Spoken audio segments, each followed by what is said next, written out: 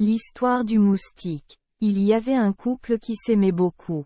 Lorsqu'ils se sont mariés pour la première fois, ils ont juré de rester ensemble et de ne pas se quitter.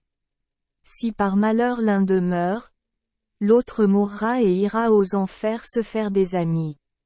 Peu de temps après, la jeune épouse fut subitement emportée par la mort. Personne ne peut décrire pleinement la situation douloureuse du mari. Il a tenté de se suicider à plusieurs reprises, mais a été arrêté et étroitement surveillé par les membres de sa famille. Le jour où le mariage allait avoir lieu, un prêtre taoïste est venu lui montrer la magie de la résurrection des morts, qui, selon lui, avait été utilisée par de nombreuses personnes et avait eu beaucoup de succès. Sa magie n'est pas difficile, elle demande juste un peu de courage et de persévérance. Cela signifie que la personne vivante serre et transfère sa chaleur au cadavre 3 fois par jour. Si vous continuez à faire cela sans prendre un jour de congé, alors dans environ 3 mois et 10 jours, la personne décédée reviendra à la vie. Le mari a remercié le taoïste et a fait exactement ce qu'on lui a dit, dans l'espoir de ramener son amant au pays. Monde. Chaque jour, il serrait sa femme dans ses bras, transférant sa chaleur et son souffle sur le cadavre froid, mais 3 jours plus tard, la puanteur du cadavre se répandait dans tout le quartier, le rendant insupportable pour tout le monde. Ils se sont précipités chez lui et l'ont forcé à l'enterrer immédiatement. À contre-cœur, le mari a demandé à ses voisins de couper du bambou pour l'aider à fabriquer un radeau afin qu'il puisse emmener le corps de sa femme ailleurs. Beaucoup de gens ont gentiment aidé le gars dans ce domaine. En seulement une demi-journée, il a emporté le corps de sa femme et le radeau a dérivé pour toujours sur l'eau. Le mari chérit toujours sa femme chaque jour. Ce cadavre avait toujours l'air de quelqu'un qui dormait. Le cœur du gars était plein d'espoir. Arrivé à un certain endroit, il installa son radeau à côté d'une grande pelouse et se mit à cuisiner. Par hasard, alors qu'il ramassait du bois de chauffage, il rencontra un vieil homme. En voyant le vieil homme marcher seul avec une canne au milieu d'un paysage désolé avec des cheveux et une barbe blanc, imaginant qu'il n'y avait rien d'anormal, le jeune homme fut surpris. Il réfléchissait quand soudain le vieil homme se tenait devant lui. Comprenant immédiatement qu'il s'agissait d'un Bouddha immortel, il tomba rapidement aux pieds du vieil homme et raconta l'histoire, sans oublier de prier le vieil homme de ramener sa femme à la vie. Ce vieil homme était le Bouddha. Voyant le type implorer de toutes ses forces, il eut pitié de lui, le suivit jusqu'au radeau et lui dit de se piquer le doigt et de verser 3 gouttes de sang dans la bouche de sa femme. Soudain, la femme remua les lèvres et se redressa lentement comme si elle venait de se réveiller d'un rêve. Avant de partir, le Bouddha demanda à sa femme, « Ce type va me prêter 3 gouttes de sang pour que tu puisses revivre. » Alors, sa famille l'aime-t-elle ? Devant le serment ferme de la femme, elle dit, « Rien à faire. Si vous ne l'aimez plus, rendez-lui simplement 3 gouttes de sang. » Voyant qu'ils étaient impatients de retourner dans leur pays natal, le Bouddha appela un crocodile géant des abysses pour les emporter. Après une demi-journée de traversée de la rivière, le crocodile avait faim. Il a dit au couple d'aller se reposer à pied pour pouvoir trouver quelque chose à manger. Le couple s'est emmené au restaurant.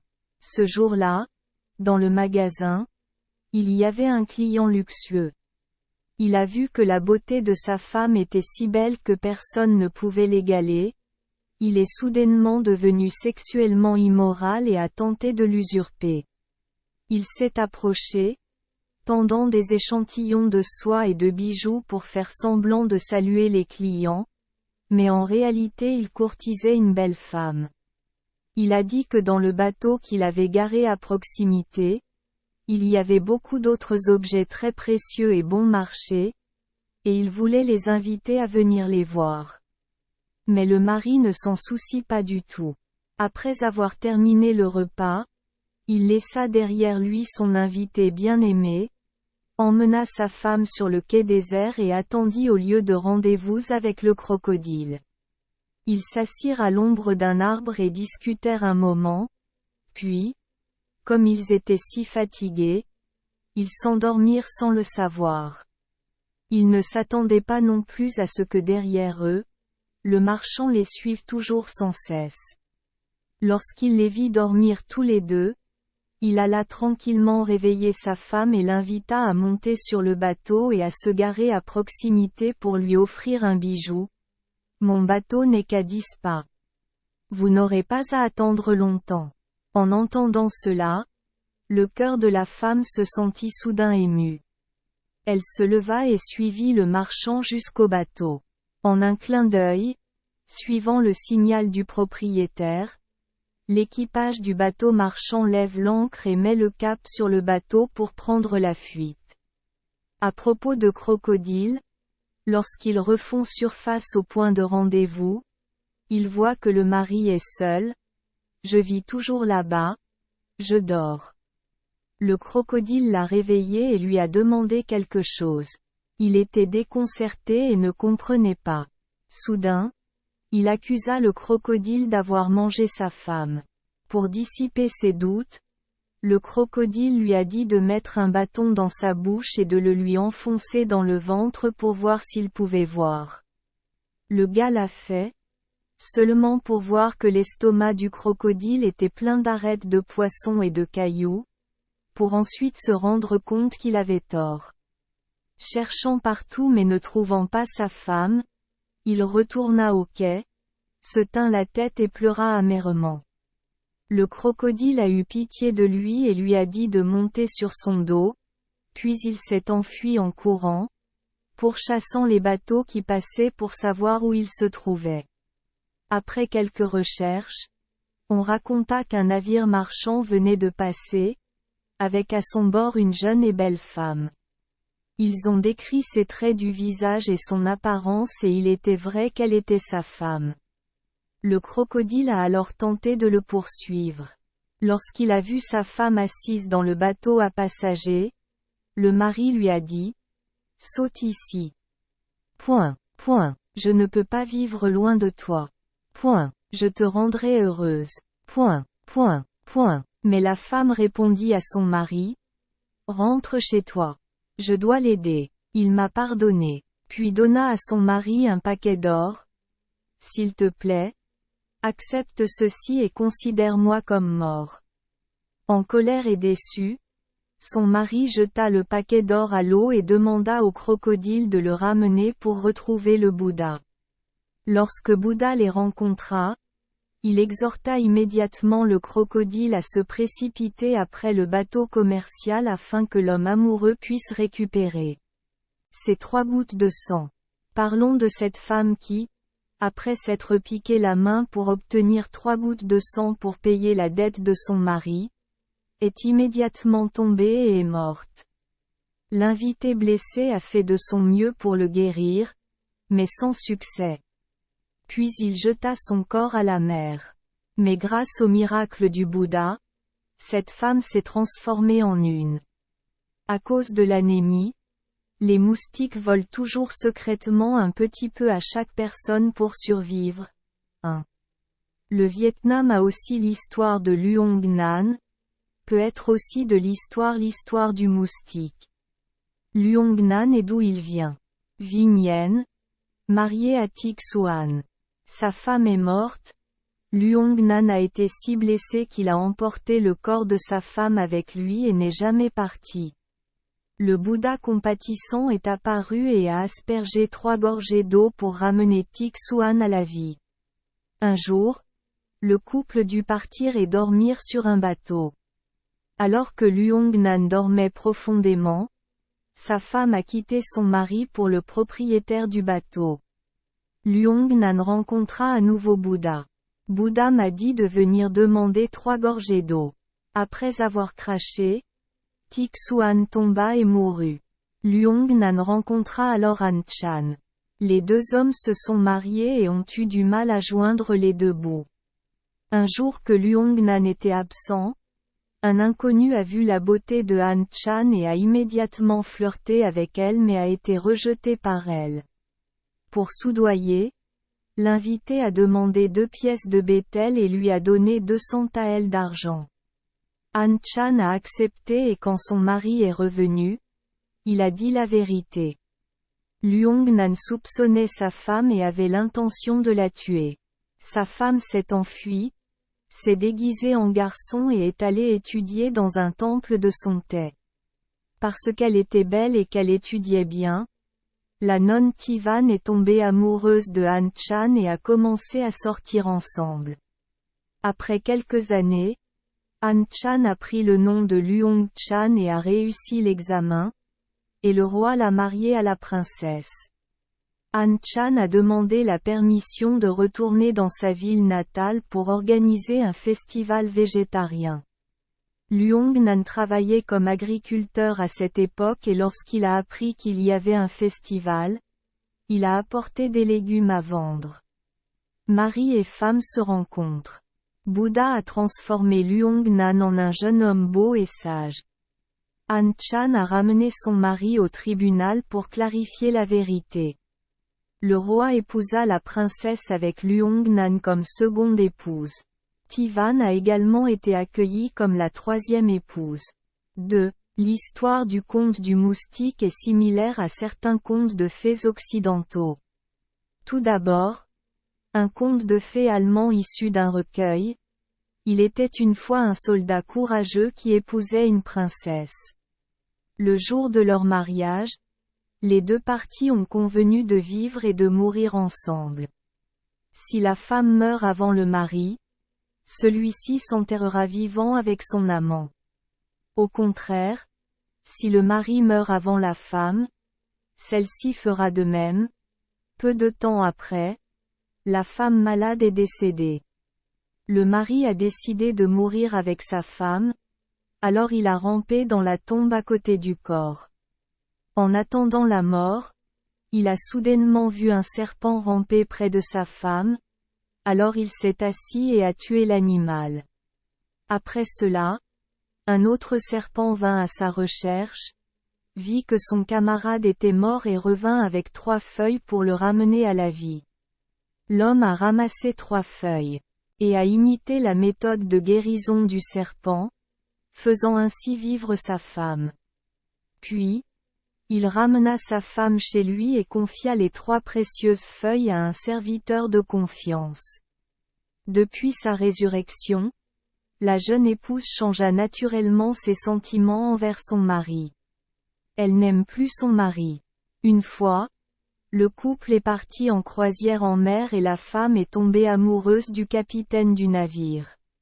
Alors que son mari dormait profondément, elle et le capitaine du navire le soulevèrent et le jetèrent à la mer. Grâce au fidèle serviteur qui l'a ramassé et a utilisé 3 feuilles pour le ranimer, l'homme a vu le cœur ingrat et la méchanceté de sa femme.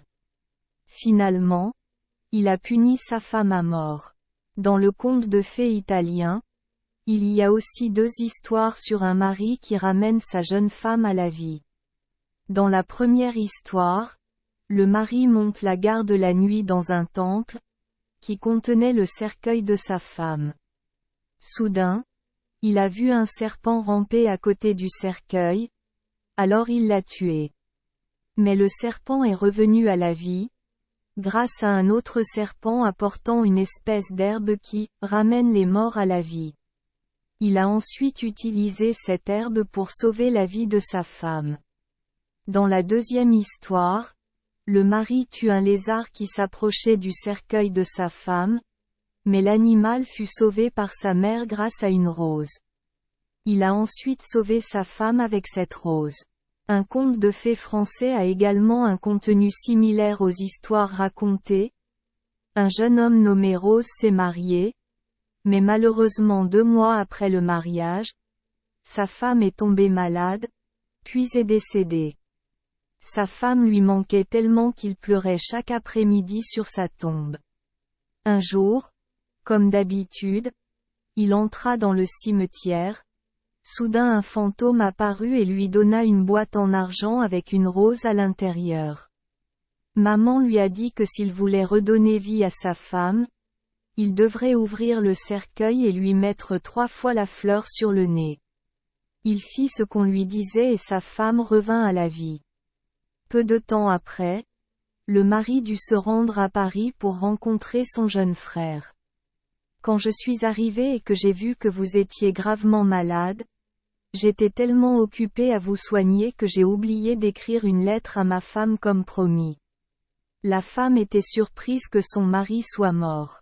Au même moment, un 3e officier de l'armée, à tête de dragon, lui a rédigé une fausse lettre l'informant que son mari était décédé. Puis il a comploté pour épouser cette femme. Après un certain temps, ma maladie s'est quelque peu améliorée.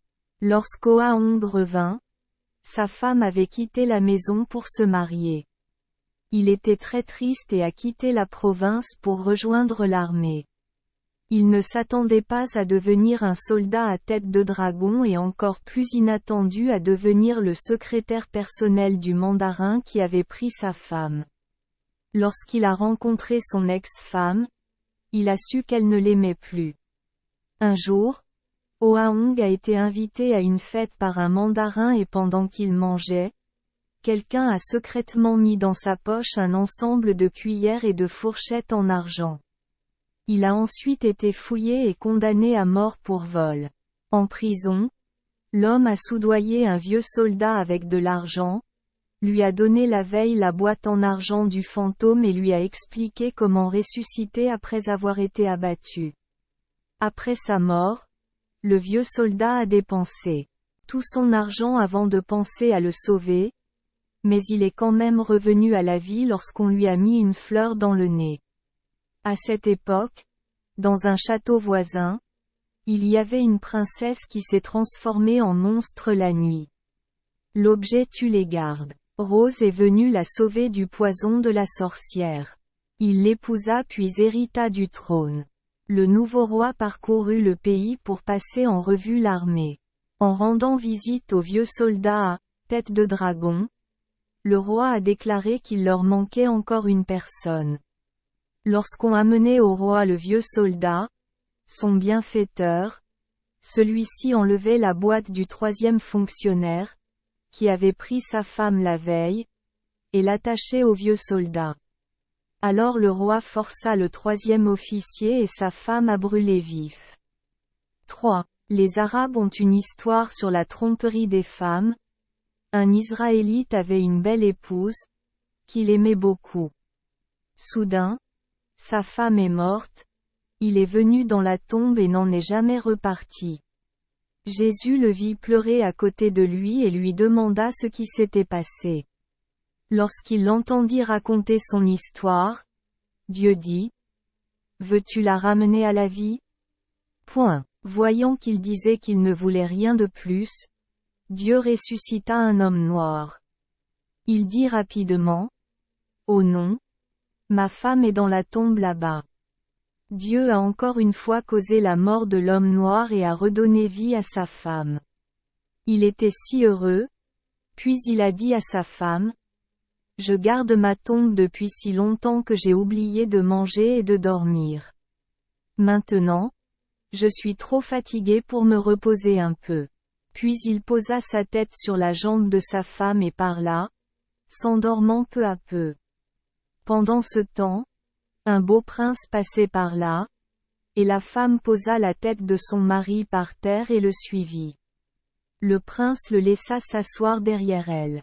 Le mari se réveilla et ne vit pas sa femme, alors il suivit et rattrapa les talons du cheval.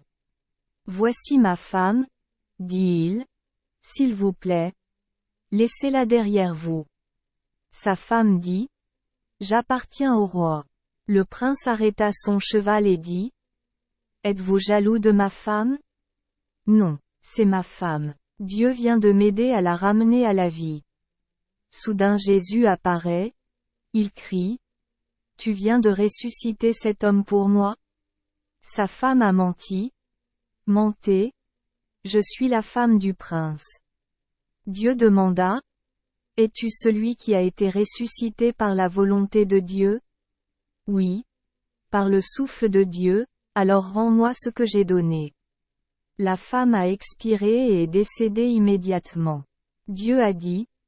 Si quelqu'un veut voir une personne qui est morte injustement la dernière fois, être sauvé et mourir de manière significative la prochaine fois, alors regardez cet homme noir.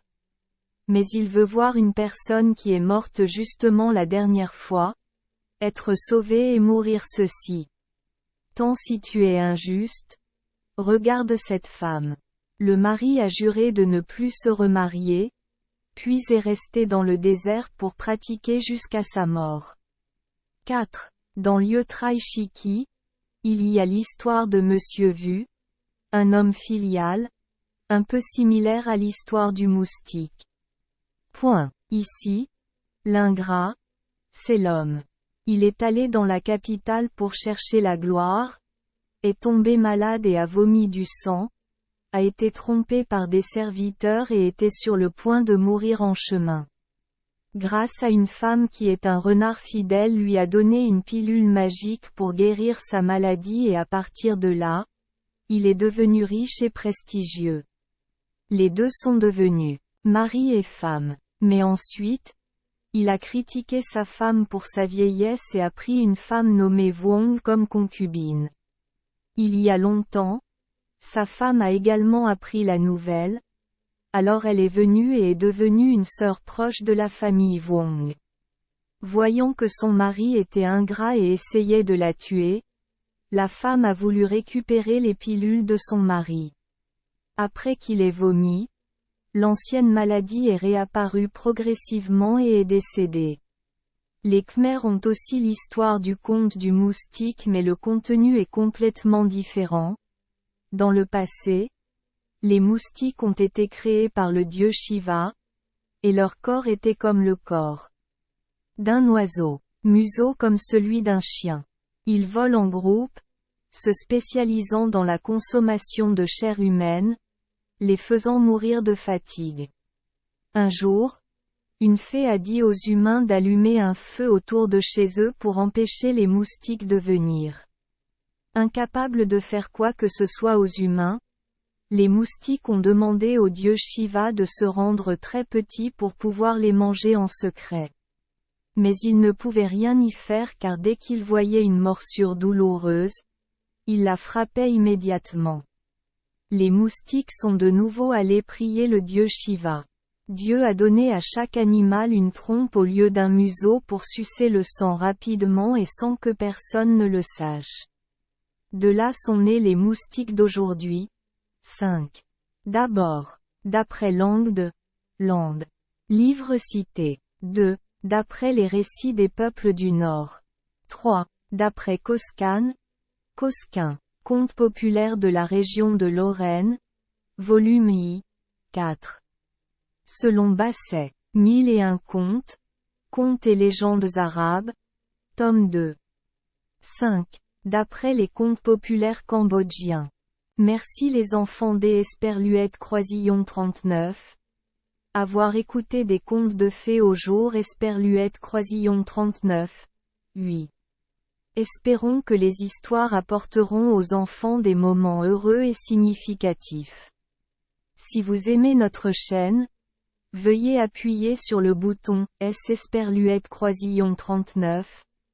Abonner, pour ne manquer aucune histoire intéressante. Je vous souhaite une bonne nuit de sommeil et de beaux rêves. Rendez-vous dans la prochaine histoire.